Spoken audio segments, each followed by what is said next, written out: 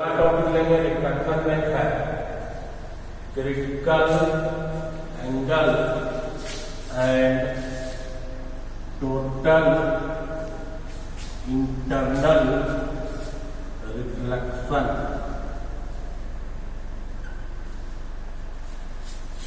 इसका हिंदी हुआ क्रांतिक कोण, इसका हिंदी में क्या बोलते हैं इसको? कोणांतरिक परावर्तन। अब एक फिगर से समझिए दोनों।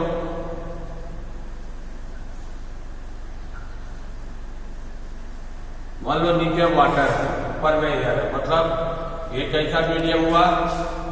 Denser medium. ये कैसा हुआ आपका? ऊपर में एयर, तो एयर ले लिया, ये वाटर, एक नॉर्मल डाल दिया है। रे मान लो डेंसर से रे वाटर से जा रहा है। अगर एक ही मीडियम रहता तो सीधा जाता, लेकिन इसमें जानते हो अवे फ्रॉम डी क्या होगा? नॉर्मल होगा। ये वाला एंगल क्या हुआ? ये पूरा एंगल क्या हुआ? अगर हम आई को और बढ़ाते हैं तो आर और बढ़ेगा। इसको एक ऐसा लिमिटिंग एंगल पर इंसिडेंट किए कि रे चला गया एलोंगेट करके। इसका मतलब इस केस में एंगल ऑफ रिफ्रैक्शन कितना डिग्री हो गया? 90 डिग्री। जब 90 होगा तब इसका जो करस्पॉन्डिंग एंगल ऑफ इंसिडेंस है इसको क्या बोलेंगे? क्रिटिकल। मतलब आर जब 90 तो आई बराबर क्या कहलाया? सी। थर्ड देखिए, अगर जरा सा भी अधिक एंगल पर इंसिडेंट किया इसके बाद तो क्या हो जाएगा? वापस उसी मीडियम में लौट जाएगा। ये जो फिनोमिना हुआ, इस फिनोमिना को क्या बोलेंगे? Total internal reflection. फिर से देखिए, नंबर देते हैं। 1 के लिए ये वाला नहीं हुआ, 2 के लिए ये वाला हुआ, 3 के लिए आपका ये critical angle. Critical angle C जो है एक तरह से लिमिटिंग एंगल। लिमिटिंग एंगल क्यों बोले? क्रिटिकल से कम एंगल पर अगर कोई रे इंसिडेंट करेगा तो उसमें क्या क्रिया होगी? रिफ्रैक्शन। क्रिटिकल से ज्यादा एंगल पर इंसिडेंट करेगा उस फिनोमिना क्या हो जाएगा? रिफ्लेक्शन। अब जैसे ग्लास का क्रिटिकल एंगल लगभग 42 डिग्री, 42 से कम एंगल पर जो रे जाता होगा, जैसे 30 डिग्री 35 डिग्री, उस समय क्या हो जाएगा? रिफ्रैक्शन। 42 डिग्री पर जाएगा तो सरफेस पर आ जाएगा। 42 से अधिक एंगल पर जाएगा तो वापस उसी मीडियम में आ जाएगा। जैसे 50 डिग्री 60 डिग्री पर, तब कौन फिनोमिना हो जाएगा? Total internal reflection. इसको और क्लियर कर देते हैं अलग-अलग फिगर से। देखो 3 फिगर से, इधर डेंसर कोई भी मीडियम है, डेंसर से एरर गया, अबे फ्रॉम दी नॉर्मल ये एंगल आर हुआ, ये एंगल क्या हुआ? माने आर ग्रेटर देन क्या है? ये है। सेकेंड फिगर देखिए, क्रिटिकल का समझाते अलग है। एक ऐसा एंगल पर इंसिडेंट किया, रे चला गया लॉन्ग दी सरफेस, मुझे आर का वैल्यू कितना डिग्री हो गया? 90। तो आई बराबर क्या कहलाएगा? एक आर 90 होगा तो आई का वैल्यू। थर्ड देखो, अगर इससे जरा सा भी एंगल ज्यादा पड़ गया, जरा सा ज्यादा क्रिटिकल, तो वापस उसी मीडियम में आ गया। ये फिनोमिना क्या कहलाया? Total internal reflection. तो इसमें रिफ्लेक्शन वाला रूल लगेगा। अगर ये मान लो आई डैश मान ले या आर डैश मान ले, तो आई डैश इक्वल टू क्या हो जाएगा? तो ये था critical angle of total internal reflection. अब इसमें 2 क्वेश्चन है। किसी भी मीडियम का, अब ग्लास का क्रिटिकल एंगल निकालना है, वाटर का निकालना है, मतलब म्यू में और पी में क्या रिलेशन? म्यू क्या हुआ? उस मीडियम का रिफ्रैक्टिव इंडेक्स। सी क्या है? Critical angle. इसका रिलेशन अपने लॉ से निकाल देते हैं। यह वाटर था, क्रिटिकल एंगल इधर गया, इस केस में आर का मान कितना डिग्री है? 90। तो आई का मान कितना हो गया? यहां पर हम अस्नेल लॉ को लगाते हैं। कल पढ़ाए थे रिलेटिव रिफ्रैक्टिव, इसे निकालिए डब्ल्यू म्यू ए क्या लिखिएगा साइन आई बटा साइन आई का वैल्यू इस केस के लिए क्या है ई है, आर का वैल्यू कितना है 90 है, साइन 90 का वैल्यू क्या होगा 1, सी कितना हुआ साइन सी, ये उल्टा है इसको सीधा फर्क करो ए म्यू डब्ल्यू, इधर क्या आ जाएगा 1 बाई साइन सी, इसको आप सीधा कर दिए तो म्यू मान सकते हो, तो म्यू बराबर 1 बाई साइन सी, या समझो साइन सी बराबर 1 बाई म्यू, या सी बराबर साइन इनवर्स 1 बाई, ये रिलेशन है सी और म्यू में, sine C equal to 1 by mu. अब एक एग्जाम्पल देते हैं, अगर मान लो क्रिटिकल एंगल फॉर ग्लास के लिए ग्लास, तो ए म्यू जी अभी बताए 1 बाई क्या लिखेगा सी, ग्लास का अपनांक कल ही पढ़ा 3/2 बराबर 1 बाई साइन सी, तो साइन सी इक्वल टू क्या हो जाएगा 2/3 0.66 लगभग आएगा, सी लिख सकते हो यहां पर साइन इनवर्स 0.66। इसका बहुत सारा एप्लीकेशन है टोटल इंटरनल का, टोटल इंटरनल रिफ्लेक्शन। एक देखते हो कि डायमंड जो है ब्रिलियंट शाइनिंग होता है, बहुत ज्यादा चमकता है, क्या कारण से है टोटल इंटरनल रिफ्लेक्शन। गर्मी के दिन में मरुस्थल में मिराज बनता है जिसको मृत तीसरा बनता है, वो भी किसका है टोटल इंटरनल। और भी पढ़ते हो कम्युनिकेशन में एक है ऑप्टिकल फाइबर,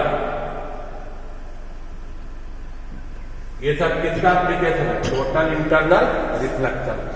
ये आगे देखेंगे हम, तो एक टॉपिक अभी देखें क्रिटिकल एंगल और इसमें रिलेशन, अगला एक आता है रिफ्रैक्टिव इंडेक्स में रिलेशन है। नेक्स्ट टॉपिक कहते हैं रिफ्रैक्टिव इंडेक्स, म्यू बराबर real depth upon apparent depth.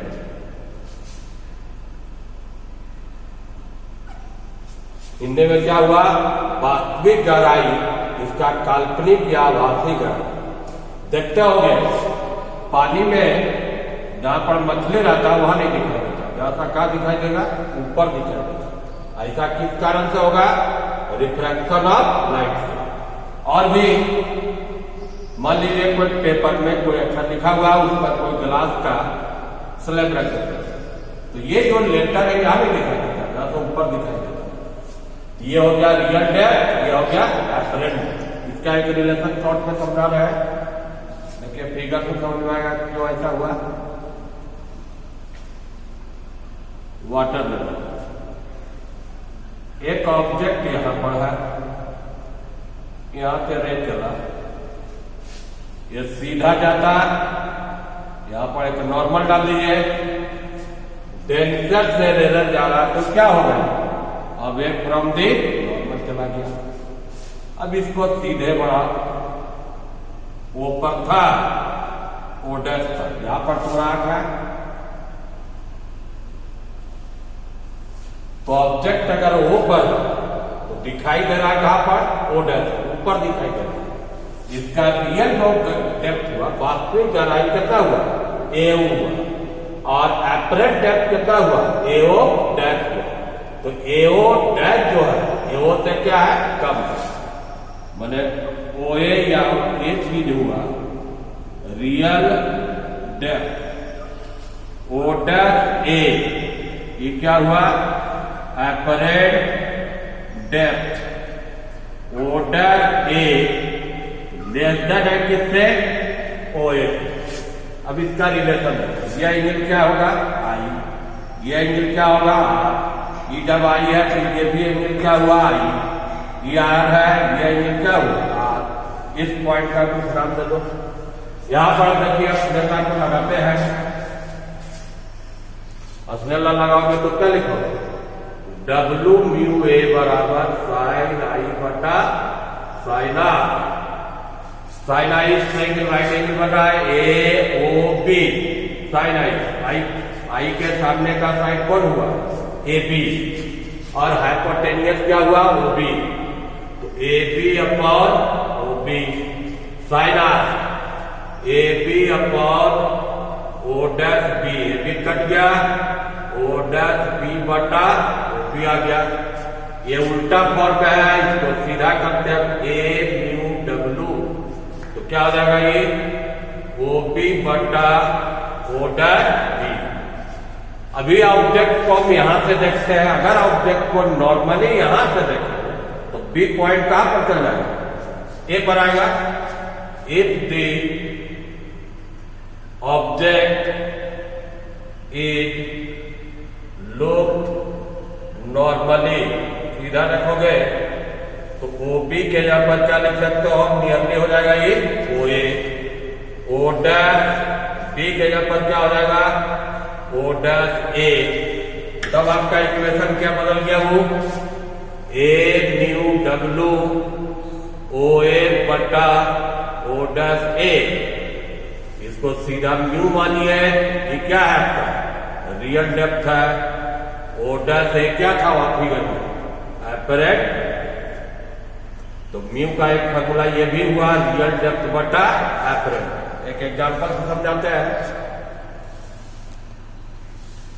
मान लो ए म्यू डब्ल्यू लिखा, real depth upon apparent, water का उतना कितना होता है 4.3, रियल डेप्थ कुछ दिया हुआ मान लीजिए 12 मीटर से, एपरेंट डेप्थ निकालना, इसको एक 3 से कट गया, 1 और 8 कितना मीटर है 9 मीटर। इससे क्या समझा कि अगर कोई ऑब्जेक्ट पानी में कितना मीटर पर आएगा 12 मीटर पर, तुमको दिखाई देगा उसका एक्चुअल गहराई कितना 9 मीटर, कितना का डिस्प्लेसमेंट 3 मीटर, कितना ऊपर दिखाया डिस्प्लेसमेंट ऑफ इमेज 12 माइनस 9 बराबर 3 मीटर, तो म्यू बराबर रियल डेप्थ बटा एपरेंट। इस पर एक और इक्वेशन बना सकते हो, इमेज कितना ऊपर शिफ्ट करता है, normal shift of image in denser medium, उसी फार्मूला से निकाल लेंगे, डायरेक्ट बन जाएगा। ऐसे ही मान लीजिए ग्लास का स्लैब, इसका कोई थिकनेस है टी, ये ऑब्जेक्ट यहां पर दिखाई दिया यहां, मान लो अब इसका अपरेंट डेप्थ कितना हुआ है, इसका रिफ्रैक्टिव इंडेक्स है न्यू, टी क्या हुआ यहां पर रियल डेप्थ हुआ, डेंसर मीडियम है, एक्स क्या हुआ अपरेंट डेप्थ। अभी हम क्या पढ़े थे फॉर्मूला, म्यू बराबर real depth upon apparent depth, mu real depth है टी, एपरेंट डेप्थ कितना है एक्स, तो एक्स इक्वल टू क्या हो जाएगा टी बाई, अब इस फिगर से देखो इसका डिस्प्लेसमेंट कितना होगा, टी था ये एक्स है, तो यहां से यहां तक डिस्प्लेस कर गया, तो नॉर्मल शिफ्ट या डिस्प्लेसमेंट इमेज का होगा T minus X, therefore displacement of image equal to T minus X. अब यहां पर एक्स का वैल्यू पुट कर देना है T, T by x, T common ले लो 1 माइनस 1 बाई एक्स, तो टी अगर रियल डेप्थ है एक्स प्लस ए, गलत हो गया, एक्स का वैल्यू टी एफ का वैल्यू क्या है, टी बाई म्यू। टी को कॉमन लीजिएगा, 1 माइनस 1 बाई, जैसे इसी एग्जाम्पल में था, अभी क्या बताए थे, वाटर में कितना था, real depth 12 metre, apparent depth कितना आया था उसका 9 मीटर, घटाया कितना आया 3 मीटर। इसे तुमको डायरेक्ट बनेगा, इसे कैसे बनेगा, डिस्प्लेसमेंट देखिए से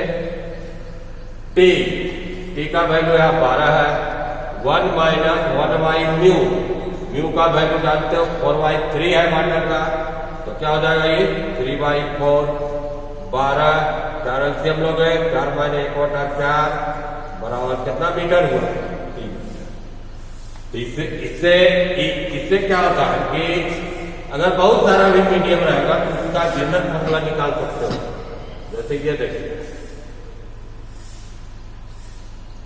2 या 3 मीडियम है, इसका उतना क्या μ1, इसका मान लो μ2, इसका है μ3, इसका थिकनेस है t1, इसका है t2, इसका मान लीजिए t3, और यहां पर ऑब्जेक्ट है, बोलेगा कितना डिस्प्लेसमेंट होगा, तो टोटल डिस्प्लेसमेंट क्या होगा, टोटल डिस्प्लेसमेंट उस फॉर्मूला के आधार पर फर्स्ट में कितना होगा T1 1 बाई 1, दूसरा में क्या होगा T2 1 माइनस 1 बाई 2, तीसरा में क्या होगा T3 1 minus 1 by 3।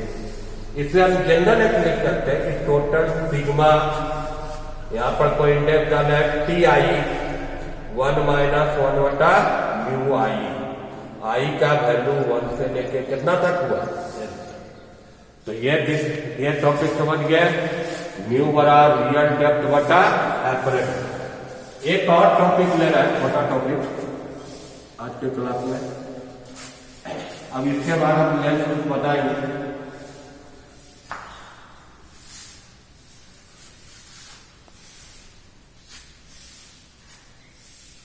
lateral displacement due to refraction of light। lateral का मतलब हुआ परपेंडिकुलर, डिस्प्लेसमेंट समझना और रिफ्रैक्शन समझना, ठीक है, समझिएगा क्या होगा। मान लो कोई ग्लास का स्लैब है, कोई डेंसर मीडियम ऊपर रेयर है, इस डायरेक्शन में रे आया, इस सीधा जाता, इसमें क्या होगा 2/3 फिर एक नॉर्मल डाल दो। अब अगला में क्या है, डेंसर से रेयर, इस सीधा जा रहा था, अब क्या होगा अवे फ्रॉम दी। अब इस ग्लास को हटा दो, ये जो रेखा का नाम बदल दो PQRS, इधर T। लाइट का डायरेक्शन क्या था, लाइट का